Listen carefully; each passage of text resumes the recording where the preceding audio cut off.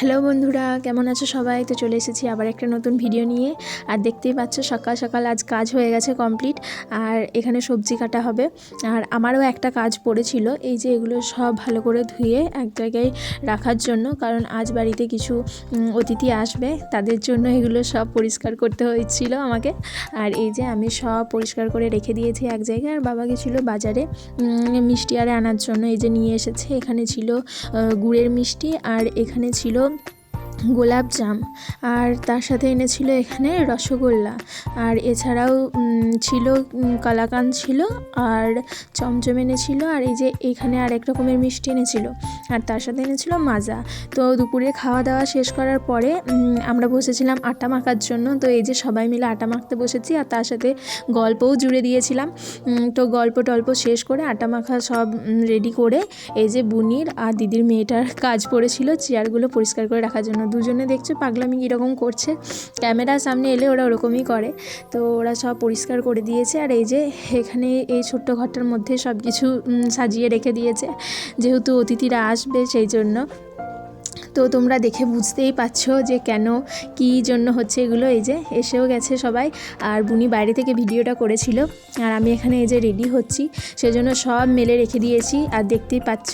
আর আগের দিন ভিডিওতে দেখিয়েছিলাম যে মানুষটাকে, তাদের বাড়ি থেকেই আসলে আজ এসেছিল আমাকে দেখার জন্য।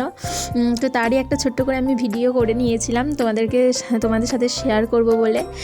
তো তোমরাও দেখে বলো যে ভিডিওটা কেমন হয়েছে। আর এই যে আমি তারপর গেছিলাম, যেহেতু আমাকে ডাকছিল, তো প্রথমে আমি গিয়ে পর প্রণাম করেছিলাম। আর যেহেতু আমার ওখানে প্রণাম করতে অসুবিধা হচ্ছিলো, সেজন্য টেবিলটা বাইরে বের করে দিতে বলেছিল বলে দাদা আর দিদি মিলে টেবিলটা বাইরে বের করে দিয়েছিল।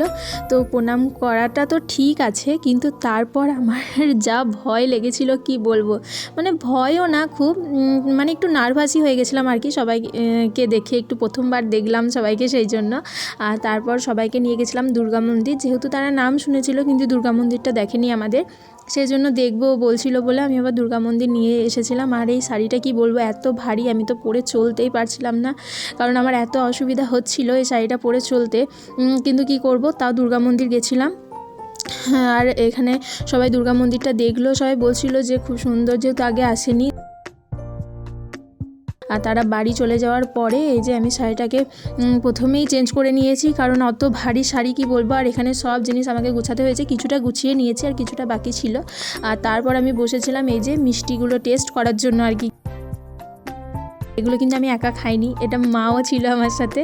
তো এগুলো খাওয়ার পরে আমরা গিয়েছিলাম রাতে যাত্রা দেখার জন্য, কারণ রাত্রেবেলায় যাত্রা ছিল, সেজন্য সেখানে গেছিলাম। এই যে তারও একটা ছোট্ট করে ভিডিও করেছি আমি।